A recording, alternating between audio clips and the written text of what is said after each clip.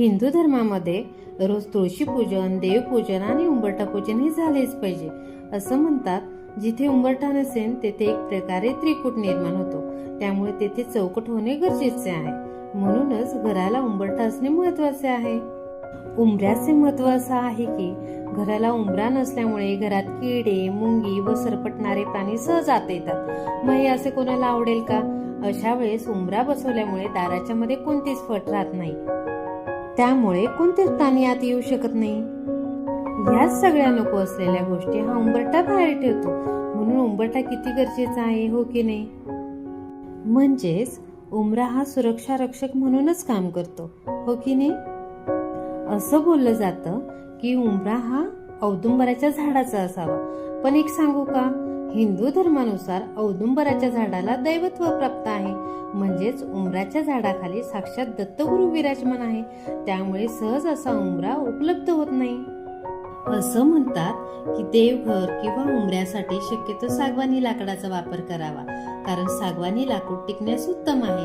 त्याला लवकर कीड लागत नाही, ओले झाले तरी झिजत नाही. सागवानी लाकडाची कोणती वस्तू दिसायला छानच दिसते, हो की नाही? हिंदू धर्मामध्ये सकाळी पूजा करण्यापूर्वी उंबरठा पूजन व रांगोळी काढून देवांचे स्वागत करायचे असते. उंबरठा पूजन व हळदी लेपन मी विशेष तिथी व सणावारालाच करते. हळदी लेपन आपण लक्ष्मी प्राप्तीसाठी करतो.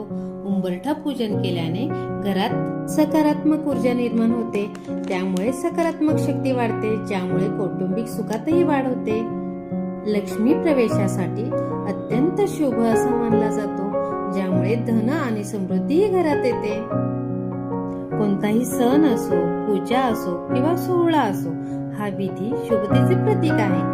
हा विधी कुटुंबात सौहार्द आणि प्रेम वाढवतो. यामुळे लक्ष्मी माताही प्रसन्न राहते. दारासमोर काढलेली रांगोळी ही प्राचीन काळापासून चालत आलेली एक कला आहे. रोज सकाळी रांगोळी काढण्याची आपल्यात प्रथा आहे. रांगोळीतील विविध रंगाच्या चांगल्या तत्वामुळे त्याचा प्रभाव वस्तूवर पडत असतो आणि आपली वास्तूही नेहमी तथास्तु म्हणत असते, हो की नाही? हिंदू धर्मामध्ये वास्तुशास्त्राप्रमाणे प्रत्येक शुभचिन्हांचे फायदे सांगितले आहे. रांगोळीमध्ये स्वस्तिक, गोपद्म, शंख, चक्र, गदा, कमळाचे फूल, बिल्वपत्र, लक्ष्मीची पावले, सूर्यदेवतेचे प्रतीक, श्री, कासव असे अनेक शुभचिन्ह काढल्यामुळे त्यांचे विशिष्ट प्रकारचे लाभ आपल्याला होत असतात. रांगोळीमुळे आर्थिक वृद्धी होत असते, कारण लक्ष्मी मातेला रांगोळी अत्यंत प्रिय आहे. जर आपल्या एंट्रन्सला जर एवढे शुभ चिन्ह असतील तर वास्तुदोष निर्माण कसा होईल? आपल्या घराचा दरवाजा म्हणजेच आपला मेन डोर म्हणजेच आपला एंट्रन्स, तो नेहमी आपण स्वच्छ, सुसज्ज आणि छान असा डेकोरेट केलेला असावा. म्हणजेच येणाऱ्या व्यक्तीलाही प्रसन्न वाटते, बाहेरील व्यक्तीलाही एंट्रन्स बघून आदर्श घर वाटते.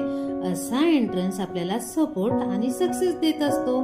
त्यामुळे पॉझिटिव्ह वाइब्स घरात येत असतात आणि ह्या सगळ्या गोष्टींमुळे 90% घराचा वास्तुदोषही नाहीसा होतो. अशा प्रकारे हळदी लेपन करताना मी हळद, गंगाजल, गोमूत्र, कापूर, इत्र याचा उपयोग करते. ते लेपन देऊन त्यावर वेगवेगळ्या प्रकारच्या शुभचिन्हांची रांगोळी काढते व सजवण्यासाठी व पूजेसाठी फुलांची मदत घेते. फुलांमुळे एक वेगळी शोभाही येते, हो की नाही? आणि शेवटी धूप आणि दीप ओवाळून पूजा संपन्न करते. आवडला का हा व्हिडिओ? आवडला असेल तर नक्कीच लाईक आणि सबस्क्राईब करा. धन्यवाद.